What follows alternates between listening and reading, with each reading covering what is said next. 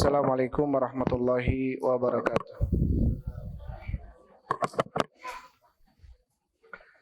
Alhamdulillahilladzi arsala rasulahu bil huda wa dinil haq liyudhhirahu 'alad dini kullihi wa kafa billahi syahida. Wa asyhadu an la ilaha illallah wahdahu la syarikalah iqraran bihi wa tauhida. Wa asyhadu anna Muhammadan abduhu wa rasuluh. Allahumma shalli wa sallim ala nabiyyina Muhammadin wa ala alihi wa ashabihi ajmain, amma ba'd. Ikhwan wa akhwati fillah habibakumullah, Bapak Ibu jamaah salat maghrib yang sama-sama mengharapkan ridho Allah Subhanahu wa taala. Insyaallah kita lanjutkan. Waalaikumsalam warahmatullahi wabarakatuh. Pembahasan kita dalam Kitab Riyadhus Shalihin karya Imam Nawawi rahimahullahu taala. Kita masih dalam adabut ta'am, tata cara atau etika seseorang di dalam makan.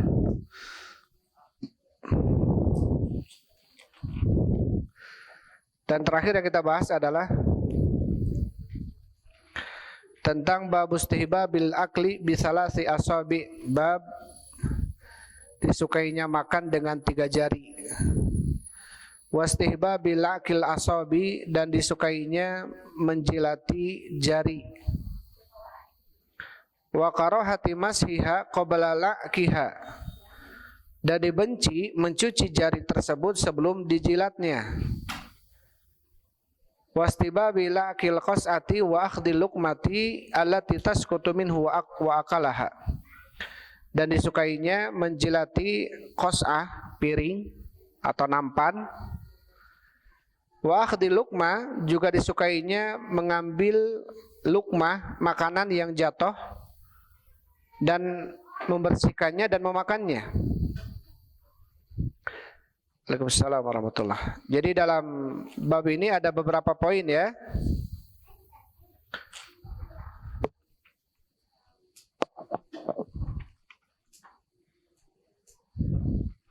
Ada beberapa poin. Yang pertama adalah mustahabnya makan dengan 3 jari. Mustahabnya, disukainya makan dengan 3 jari. Yang dimaksud dengan 3 jari sudah kita bahas ya, adalah ibu jari, telunjuk, dan juga jari tengah. Ini 3 jari yang dimaksud. Kenapa kemudian Rasulullah SAW mencontohkan hal itu? Kata Syekh Muhammad bin Shalih Al-Utsaimin, wa adalu ala tawaddu'i, artinya menunjukkan seseorang makan dengan 3 jari bentuk ketawaduannya. Jadi terlihat lebih apa? Lebih tawadu, dan tidak terlihat lebih rakus gitu ya kalau makan. Taib. Kata Syekh Utsaimin rahimahullahu taala, walakin hadza fi at-ta'amil ladzi yakfi fi thalathati asabi. Tetapi tentunya ini adalah makanan yang memang bisa diambil oleh 3 jari. Dianjurkan kita memakan dengan 3 jari. Amat ta'amul ladzi la yakfi fihi thalathatu asabi mithl ar-ruz. Adapun makanan yang tidak bisa diambil oleh 3 jari seperti nasi, fala ba'san bi an ta'kula bi aktsar, maka enggak apa-apa kamu memakannya lebih dari 3 jari. Lakin asy-syai' alladzi takfi fihi al-asabi ats-tsalatsa yaktasiru 'alaiha. Tetapi ketika makanan yang kita makan bisa diambil oleh 3 jari, maka kita mencukupkan dengan 3 jari. Karena itu adalah sunnah yang dicontohkan oleh Rasulullah SAW. Taib. Ya, dulu Rasulullah SAW makanannya seperti apa? Seperti gandum, roti, gitu ya. Maka beliau mengambil dengan 3 jari. Saya minta rahimahullah, adapun makanan-makanan yang tidak bisa diambil dengan 3 jari, maka tidak mengapa kita mengambilnya dengan 4 jari. Tapi kalau kira-kira bisa dengan 3 jari, apalagi nasi di kita ini nasi yang apa namanya, pulen gitu ya, nggak muruluk gitu ya, bisa diambil oleh 3 jari, maka sebaiknya, Syekh Utsaimin mengatakan sebaiknya karena ini adalah merupakan sunnah yang telah dicontohkan oleh Rasul Shallallahu Alaihi Wasallam. Ya, ini sudah kita baca kemarin berapa hadis ya? 2 hadis. Sekarang hadis yang ketiga. Bismillahirrahmanirrahim. Wa an Jabir radhiyallahu anhu, dari Jabir semoga Allah meridainya, anna Rasulullah sallallahu alaihi wasallam, bahwasanya Rasul sallallahu alaihi wasallam amara bilakil asabi'i wa sahfati. Rasul sallallahu alaihi wasallam memerintahkan untuk menjilati jari-jari dan menjilati nampan atau piring. Waalaikumsalam warahmatullahi. Artinya apa? Ketika kita selesai makan, di jari kita ada makanan, ada bekas makanannya, di piring kita masih ada bekas makanannya. Maka Rasulullah memerintahkan untuk apa? Dijilati. Wa qala, dan Rasul sallallahu alaihi wasallam bersabda, innakum la tadruna fi ayyi ta'amikumul barakah. Karena sesungguhnya kalian tidak mengetahui ya di makanan kalian yang mana yang terdapat keberkahannya. Ya, jadi di sini Rasul Shallallahu Alaihi Wasallam menunjukkan kepada kita tentang di dalam makanan itu ada keberkahan. Jangan sampai kemudian ya ketika kita meninggalkan, waalaikumsalam, sesuatu yang masih ada di piring gitu ya, kita tidak makan, dibiarkan, dikhawatirkan justru di makanan yang ada di piring itu yang ada berkahnya dan kita membiarkannya. Hadis ini diriwayatkan oleh Imam Muslim. Taib. Kata Syekh Utsaimin rahimahullah, masalah yang kedua dalam hadis ini adalah annahu yanbaghi lil insan idzan taha min at-ta'ami an yal'iqa bi asabi'ahu qabla an yamsahaha bil mindil.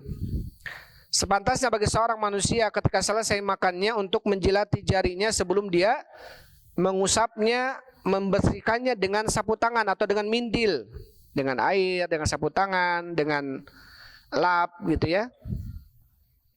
Kama amara bidzalika Nabi sallallahu alaihi wasallam, sebagaimana Nabi SAW memerintahkan. Selain Nabi memerintahkan juga mencontohkan. Ini menunjukkan tentang amalan tersebut ditekankan ya. Amalan tersebut ditekankan, bahkan Syekh atau Imam Nawawi rahimahullah menyebutkan dalam babnya makruh. Artinya makruh apa? Perkara dibenci kalau kita masih di tangan kita ada makanannya tidak kita jilati gitu. Terus langsung kita mencucinya. Sampai Imam Nawawi mengatakan dalam babnya wa karahati mashiha qabla la'kiha, dan dibenci makruh hukumnya seseorang langsung mencuci jarinya tanpa menjilat dulu. Artinya menjilat ini hukumnya sunnah yang ditekankan gitu ya. Karena Rasul selain mencontohkan juga Rasul memerintahkan.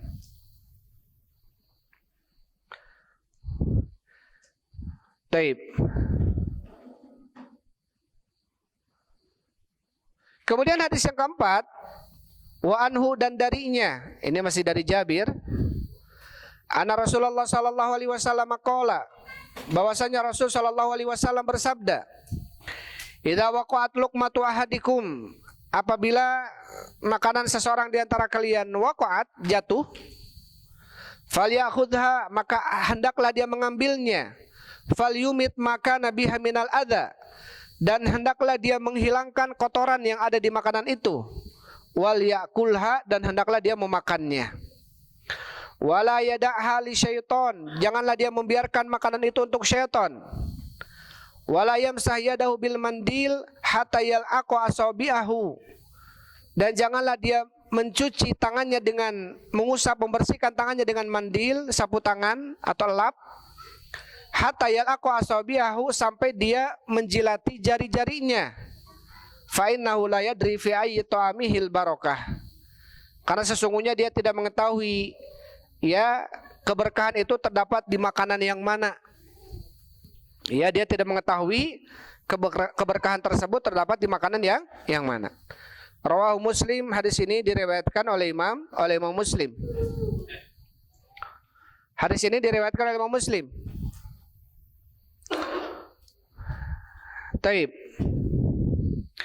Di sini Nabi Shallallahu Alaihi Wasallam mengatakan, Innakum latadruna fi ayyi ta'amikumul barakah.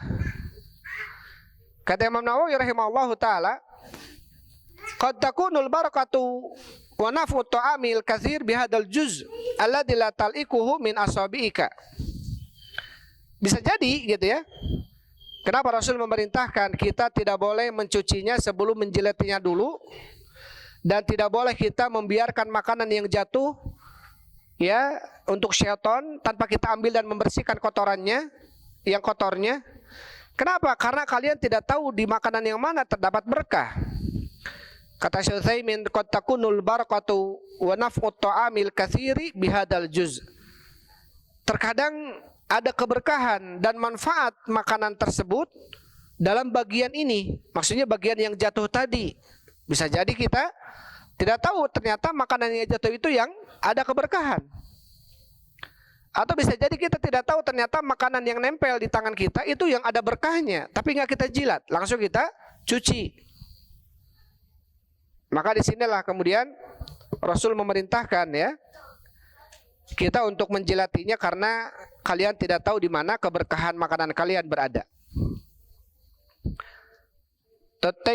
Tentunya karena kita ingin mendapatkan keberkahan ya di dalam makanan kita.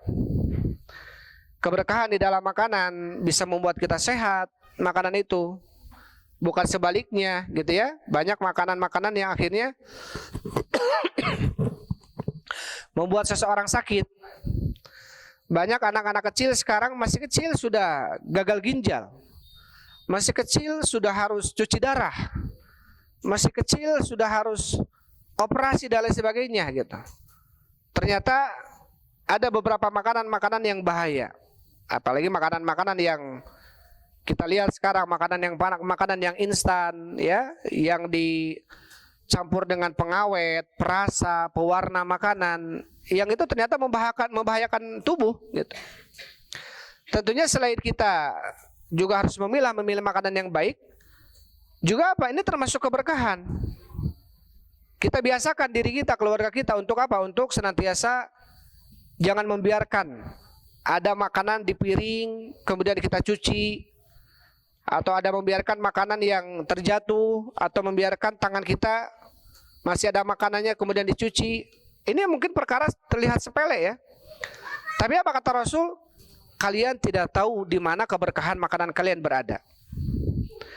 Berkah, apa itu berkah namanya? Berkah itu adalah subutul khair. Berkah, kita lihat dalam bahasa Arab, al-birkah. Kolam itu, ya balong, itu dinamakan barkah atau birkah. Kenapa? Subutul khair wa sabatuhu. Karena air itu menggenang dan terus ada. Namanya kolam. Jadi kolam itu dalam bahasa Arabnya apa? Birkah. Dan keberkahan maksudnya adalah subutul khair wa nama'uhu. Adanya kebaikan dan tetapnya kebaikan. Jadi ketika seseorang dia ingin keberkahan dalam makanannya, sebagaimana kita sebutkan ya sebelumnya, syarat-syarat agar diberikan keberkahan dalam makanan, kita mengucapkan bismillah ketika makan, kemudian menggunakan tangan kanan ketika makan, ya.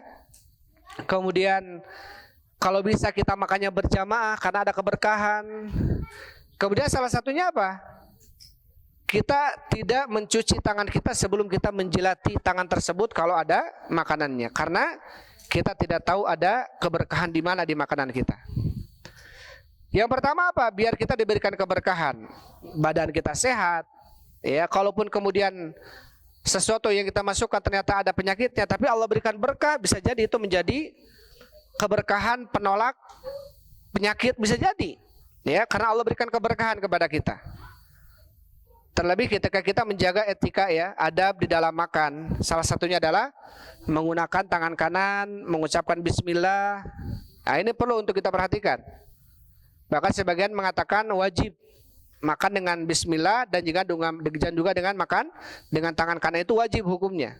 Kalau tidak bisa berdosa gitu. Tapi kalau tadi yang disebutkan ini adalah hukumnya mustahab. Menjilat ini mustahab. Dengan 3 jari mustahab. Mustahab itu apa artinya? Disukai gitu. Mustahab itu adalah perkara yang disukai.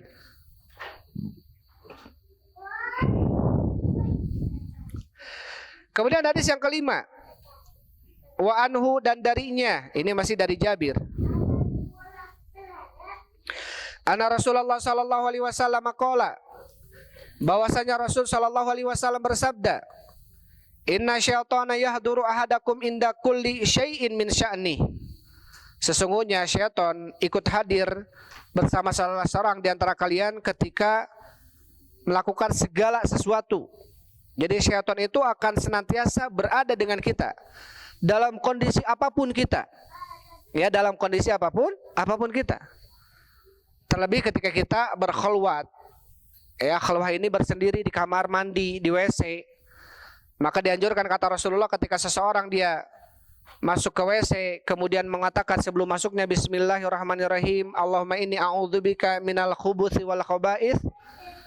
Maka doa itu adalah hijabun baina, akan menjadi hijab atau sitrun kata Rasul. Menjadi hijab antara mata-mata syaitan dengan aurat manusia. Ya, dengan aurat-aurat manusia. Jadi kalau masuk seseorang dia mengucapkan bismillah, Allahumma inni a'udzubika minal khubuthi wal khaba'ith. Kata Rasul, doa itu bisa menjadi penghalang antara matanya syaitan dengan seseorang yang sedang di dalam kamar mandi. Ya, maka jangan lupa kalau kita masuk kemana, ke WC atau kamar mandi untuk melakukan hajat. Di dalam hadis ini Rasulullah mengatakan sesungguhnya syaitan itu akan hadir bersama salah seorang di antara kalian pada kondisi apapun. Inda kulli syai' min sya'ni. Artinya pada kondisi seperti apapun kalian, maka syaitan akan bersama kita. Sampai ketika sholat pun kita, itu syaitan akan bersama kita. Artinya apa? Menggoda kita. Ketika ada dikumandangkan, maka syaitan dalam hadis terbirit-birit lari, terkentut-kentut dia. Tapi kalau beres adzannya, syaitan balik lagi. Apalagi syaitan yang namanya khinzib, yang memang tugasnya dia mengganggu orang-orang yang sedang sholat. Ada syaitan yang tugasnya mengganggu orang sedang wudu, namanya syaitan walhan kata Rasulullah. Ya, walhan namanya syaitan walhan. Maka ada orang-orang kadang-kadang wudunya berulang-ulang, dia merasa belum beres wudu lagi gitu ya. Itu syaitan memberikan apa? Was-was kepada orang tersebut. Artinya apa? Rasulullah mengatakan bahwasanya syaitan itu hadir bersama kita dalam kondisi apapun kita. Dalam kondisi ibadah aja hadir, apalagi dalam kondisi sedang bermaksiat gitu, atau berkhulwat ketika di kamar mandi. Hatta yahdurahu inda ta'amihi, sampai-sampai syaitan itu akan hadir bersama seseorang manusia ketika orang itu sedang melakukan makan. Fa idza saqatat luqmatu ahadikum falyakhudha. Apabila salah satu makanan di antara kalian jatuh, falyakhudha, maka hendaklah dia mengambilnya. Falyumit makana biha min adza, dan hendaklah dia menghilangkan kotoran yang ada pada makanan itu. Tsumma liyakulha, kemudian dia memakannya. Wala yada'ha li syaitan, janganlah dia membiarkan makanan itu untuk syaitan. Fa idza faraqa falyal'aq asabi'ahu, apabila seseorang selesai makannya, hendaklah dia menjilati jari-jarinya. Fa innahu la yadri fi ayyi ta'amihil barakah, karena sesungguhnya dia tidak tahu keberkahan di dalam makanan yang mana, ya, tidak tahu keberkahan terdapat di dalam makanan yang mana. Artinya di sini syaitan hadir bersama seorang manusia dalam kondisi apapun, sampai ketika makan sekalipun. Makanya sudah kita bahas ya, dalam hadis ini Imam Nawawi membawakan hadis tentang seseorang anjuran kalau masuk ke rumah dia mengucapkan bismillah. Karena ketika seseorang dia masuk ke rumah mengucapkan bismillah, maka syaitan akan berkata kepada syaitan teman yang lainnya, kata syaitan, la mabita lakum, tidak ada lagi tempat bermalam kalian.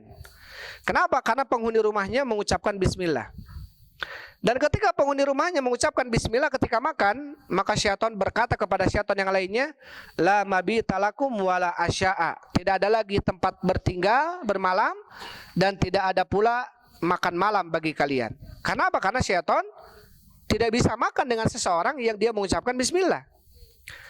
Pernah ketika itu Rasulullah tertawa ya, ketika ada di sisi Rasulullah orang yang sedang makan lupa dia mengucapkan bismillah.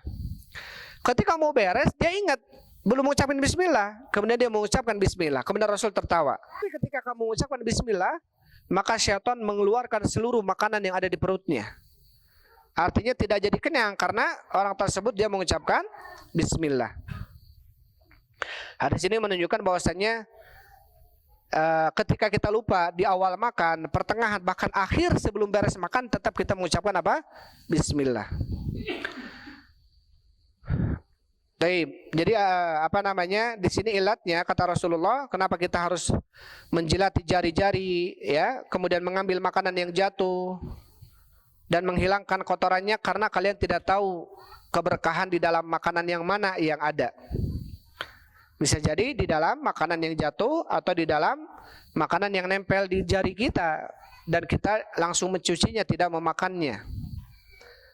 Tentunya ini dalam kondisi-kondisi, kalau pernah ditanyakan kepada Syekh Abdurrahman rahimahullahu ta'ala, ini dalam kondisi kalau makanan-makanan tersebut jelas makanan yang mahal gitu ya. Dan jelas makanan tersebut ketika jatuh ke tempat yang masih bersih. Kalau jatuhnya ke tempat yang kotor, kemudian dihilangkan pun nggak bisa bersih dan malah jijik, ini tidak mengapa kondisi seperti ini. Tapi kalau kemudian makanan itu jatuh, ya, baru beberapa detik aja jatuh, kalau bisa ambil lagi. Kalau masih ada kotoran, yang kotorannya itu bukan kotoran macam-macam gitu ya, mungkin hanya pasir saja, hanya debu, kita bersihkan aja pasirnya, debunya, terus kita makan lagi. Ya, nggak perlu kita gengsi. Kadang-kadang kalau sendirian kita masih culang-cileng, ambil aja, lebar. Tapi kalau depan orang lain, langsungnya dijejek gitu ya makanannya, padahal sebetulnya kalau nggak ada orang dia makan gitu. Ini mungkin kondisi-kondisi seperti ini perlu diperhatikan ya. Maksudnya sekiranya kotorannya nggak banyak, ya, kotorannya itu nggak kotor yang bukan kotoran gitu, hanya debu, hanya pasir, mungkin kita bisa bersihkan, maka sebaiknya diambil, dibersihkan. Tapi kalau kotorannya jatuh anak-anak kotok mamanya we gitu ya. Ini tentunya apa? Seseorang agar apa? Agar dia mendapatkan keberkahan ya. Dia agar mendapatkan apa? Keberkahan. Karena itu tadi ya, penting seseorang mendapatkan keberkahan di dalam makan. Biar menjadi apa? Biar menjadi kesehatan bagi tubuhnya ya, bukan malah menjadi sakit dengan makanan yang dimasukkan ke dalam tubuhnya. Tapi kemudian hadis yang ke-6, wa an Anas bin Malik radhiyallahu anhu qala, dari Anas bin Malik, semoga Allah Subhanahu wa taala meridainya,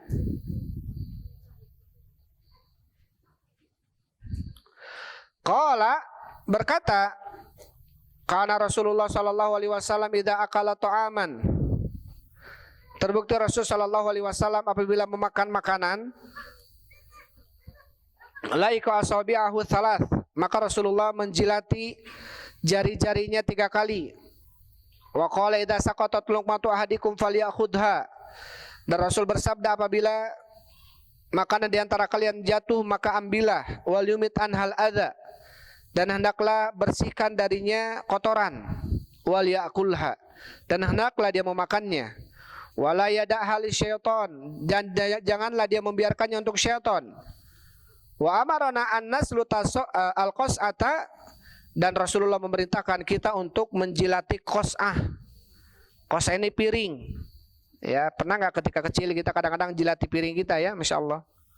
Makanan-makanan, bumbu-bumbu yang ada di piring ini kadang-kadang kita ingat kita masih kecil menjilatinya dan terasa nikmat gitu.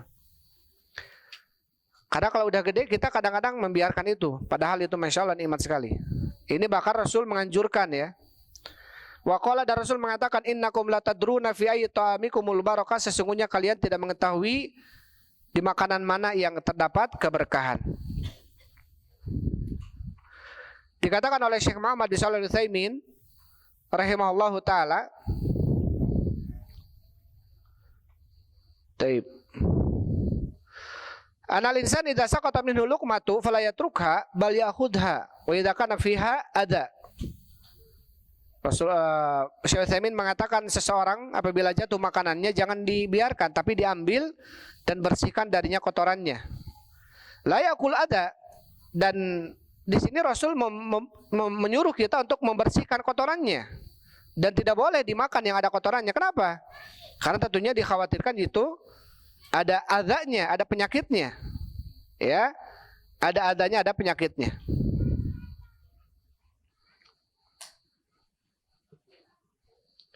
Taib. Di dalam hadis ini juga tentang pentingnya kita memilih makanan ya. Kadang-kadang kita lihat adza itu atau kotoran itu atau sesuatu yang bisa mengganggu itu adalah yang nampak. Padahal kadang-kadang pewarna sekarang ini ya, perasa, pengawet dalam makanan-makanan kita.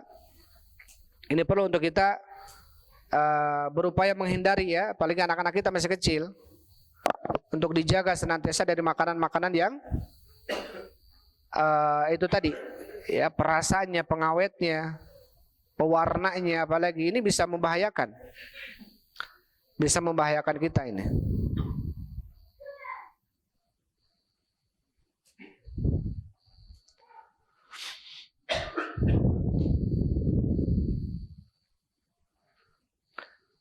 Taib.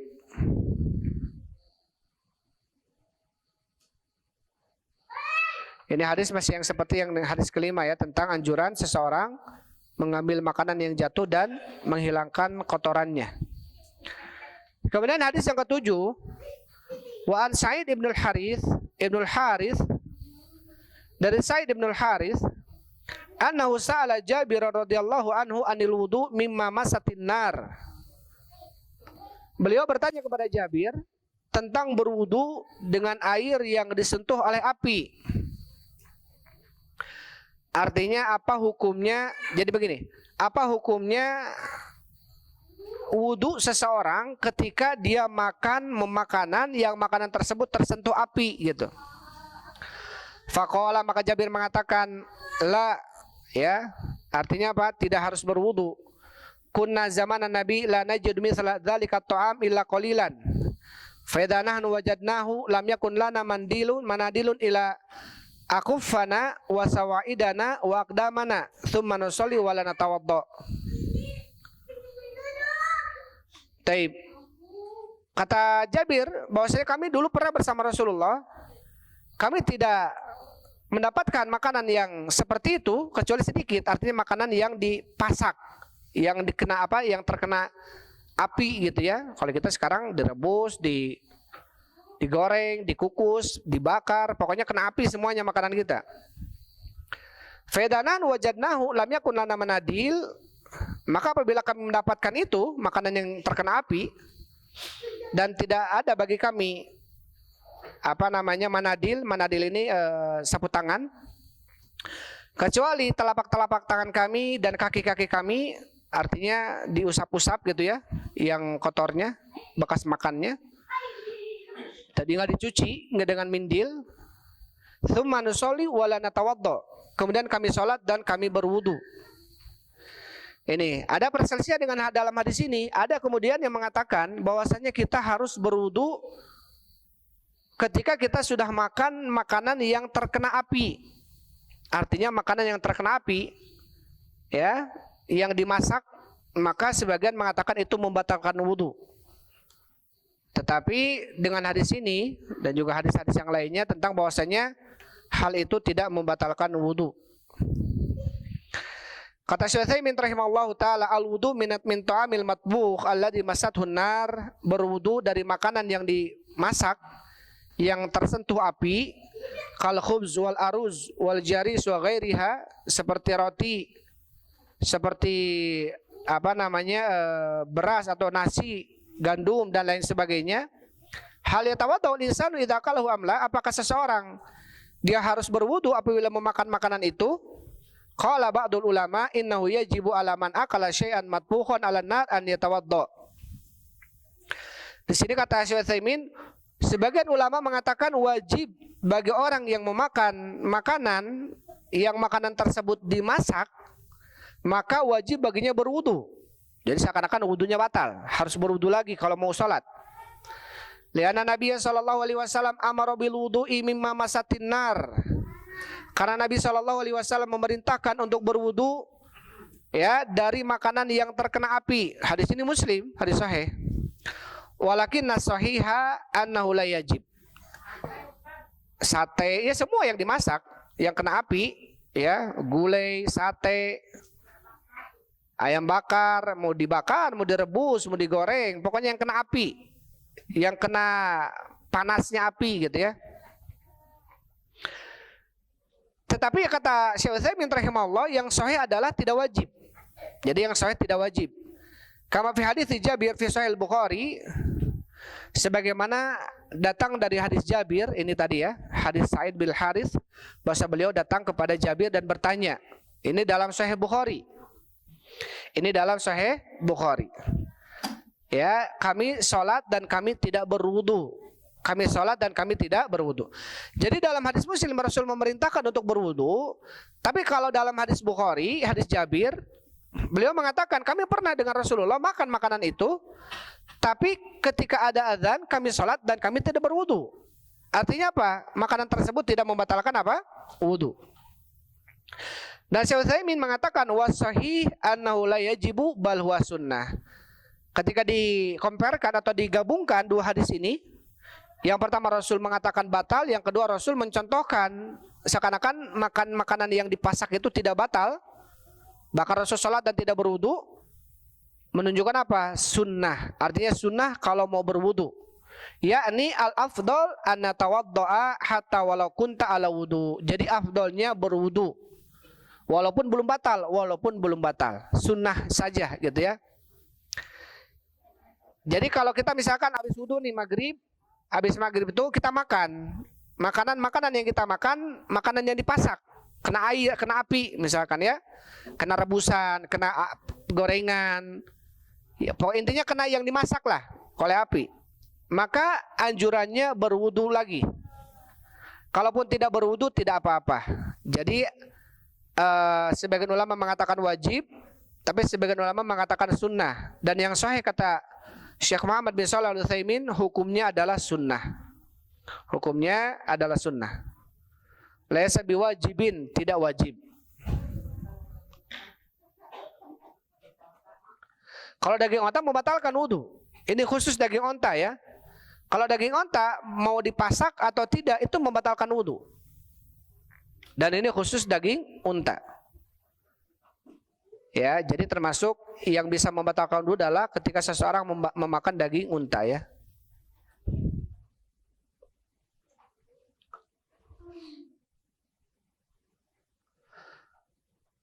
Taib. Wa yadullu hada ayatan anna Nabi sallallahu alaihi wasallam su'ila natawadda min luhumil ibil. Nabi SAW pernah ditanya, apakah kita berwudu dari daging unta? Artinya ketika makan daging unta, kata Rasul, na'am. Qala natawadda min luhumil ghanam. Apakah kita berwudu ketika kamu mau? Artinya kalau kamu mau berwudu silakan, kalau enggak pun enggak apa-apa. Li'anna lahmal ibil idza akala al-insanu intaqada wudu'ahu. Intaqada wudu'uhu. Karena daging unta itu ketika kamu makan, maka akan batal wudunya. Walau kana ala wudu'in fala budda an yatawaddo. Jadi batal wudu yang sudah kita lakukan terus makan daging unta, maka wudunya batal. Maka wudunya batal. Beda dengan daging-daging yang lainnya. Hanya saja ini yang jadi permasalahan di sini adalah makanan yang dimasak, gitu ya, makanan yang dimasak. Jadi kalau makanan yang dimasak, afdolnya wudu. Kalaupun nggak wudu nggak apa-apa. Ya, kalaupun nggak wudu nggak apa-apa. Wudunya nggak batal, ya.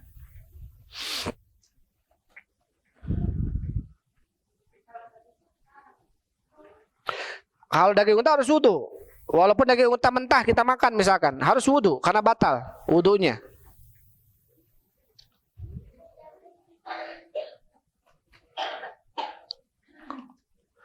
Taib. Kemudian bab setelahnya. Bab setelahnya kata Syekh Muhammad bin Shalih Al-Utsaimin, babu taktsiril aidi ala ta'am, bab anjuran memperbanyak tangan di atas makanan. Artinya berjamaah gitu ya. Anjuran. Di sini dibawakan dua hadis dalam bab ini. Al haditsul awal, hadis yang pertama, An Abi Hurairah radhiyallahu anhu, dari Abi Hurairah semoga Allah meridainya. Qala berkata, qala Rasulullah sallallahu alaihi wasallam, telah bersabda Rasul sallallahu alaihi wasallam, ta'amul itsnain kafil salasa wa ta'amul salasa kafil arba'ah. Makanan 2 orang cukup untuk 3 orang dan makanan 3 orang cukup untuk 4 orang. Muttafaqun alaih, hadis ini sepakat Bukhari dan Muslim. Jadi kalau kita beli makanan 2 porsi itu cukup untuk 3 orang sebetulnya. Kalau ada makanan yang kita punyai 3 porsi, maka 4 orang pun cukup memakannya. Hadis ini sepakat Bukhari dan Muslim. Ini menunjukkan apa? Ya, keberkahan ya. Karena yang paling penting itu adalah keberkahan. Kadang-kadang kita makan banyak, kalau tetap dikasih lapar sama Allah, kadang-kadang sudah makan banyak tapi tetap aja lapar gitu ya. Ini kita perlu perhatikan, mungkin ketika kita makan kita nggak bismillah makannya gitu ya, sehingga tidak mendapatkan keberkahan dalam makan. Dan di dalam hadis ini tentang apa? Tentang taksiril aidi, anjuran memperbanyak tangan dalam makanan. Artinya sebaiknya berjamaah gitu ya, 1 piring berdua, 1 piring bertiga, 1 nampan berlima. Ini sunnah, dianjurkan. Kemudian hadis yang kedua, wa Jabir radhiyallahu anhu qala, dari Jabir semoga Allah meridhoinya, beliau berkata, sami'tu Rasulullah sallallahu alaihi wasallam yaqul, aku telah mendengar Rasul sallallahu alaihi wasallam bersabda, ta'amul wahid yakfil itsnain, makanan 1 orang cukup untuk 2 orang. Wa ta'amul itsnain yakfil arba'ah, makanan 2 orang cukup untuk 4 orang. Wa ta'amul arba'ati yakfil samaniyah, dan makanan 4 orang cukup untuk 8 orang. Rawahu Muslim, hadis ini sepakat Bukhari Muslim. Ini menunjukkan apa? Menunjukkan keberkahan ya seseorang ketika makannya berjamaah. Dalam banyak hadis yang kita sampaikan nanti ke depannya tentang bagaimana Rasulullah ketika mencontohkan makan senantiasa beliau berjamaah, bahkan minum pun Rasul berjamaah gitu ya, Masya Allah. Satu gelas itu berjamaah rame-rame gitu.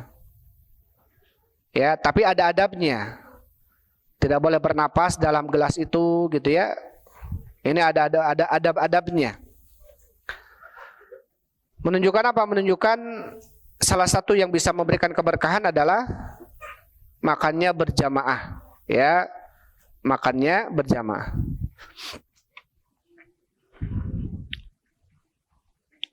Baik. Itu bab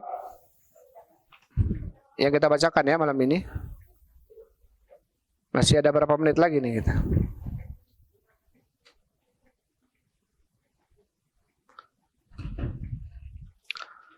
Baik. Bapak Ibu yang dirahmati Allah Subhanahu wa taala. Itu tadi ya yang saya sampaikan untuk pembahasan kali ini. Masih ada 5 menit, 4 menit lagi untuk kita persiapan salat Isya. Itu yang disampaikan adalah tentang mustahabnya seseorang makan dengan tangan kiri ketika makanan yang dipakai atau makanan yang dimakannya itu adalah makanan yang bisa diambil dengan 3 jari gitu ya. Kalau kira-kira susah mah ya nggak apa-apa dengan 4 dengan 5. Tapi kalau kira-kira bisa, anjurannya 3 jari gitu. Tidak terbiasa ya. Kadang-kadang asa te ngegel gitu ya.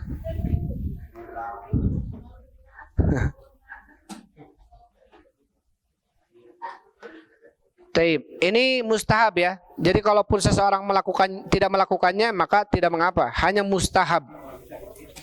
Disukai. Tapi yang paling penting adalah menjilati ya. Ini kalau bisa kita menjilati tangan kita sebelum kita mencucinya. Karena Imam Nawawi mengatakan makruh. Makruh seseorang mencuci tangannya dalam kondisi tidak menjilatinya. Artinya di tangannya masih ada makanan, tidak dijilati. Kalau di tangannya bersih, nggak ada makanan, nggak ada bumbu-bumbunya, ya sudah cuci aja. Ini kalau ada makanan yang nempel di tangan, sebaiknya diletakkan heula gitu ya. Cek batur temereun menit tamarakan pisan ya. Padahal itu adalah sunnah ya, itu adalah sunnah. Termasuk sunnah-sunnah yang manusia, sunnah-sunnah yang mulai dilupakan oleh manusia ini. Tapi itu saja dulu yang bisa saya sampaikan. Wallahu a'lam bishawab. Walhamdulillah wassalatu wassalamu ala Rasulillah. Subhanakallahumma rabbana wa bihamdik asyhadu an la ilaha illa anta astaghfiruka wa atubu ilaik.